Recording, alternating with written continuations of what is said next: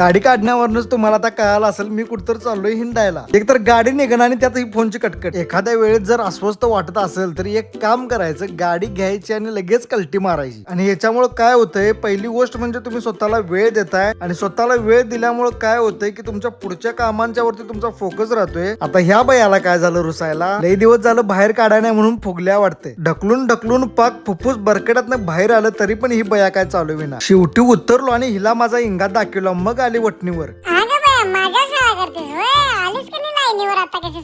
दादू पण माझ्या बरोबर ढकलून दमल्यालंय. आज तुमचं भाऊ ऐकत नाही, लई दिवसानं घरातनं बाहेर पडले, कसं कानात वारं शिरल्यागत करायला बघा. मी तर घरातनं खाऊन आलोय, खरं हिचं पोट भोऱ्या नाही तर मध्येच कुठतर घोटमाळ. तुम्हाला सारखं म्हणतोय बघा, माद्याच्या घाटात गेल्यावर माझ्या फिलिंग ढगात जातात आणि कवा कवा माझ्या मेंदूच्या फिजा पण उडतात. आणि हे सगळं होण्याचं कारण म्हणजे इथलं वातावरण हे होबलाग असतंय. आता जरा ह्या धबधब्याचं पाणी आटलंय, नाहीतर लय भारी वाटतंय. रोज तुम्ही जे ब्लॉग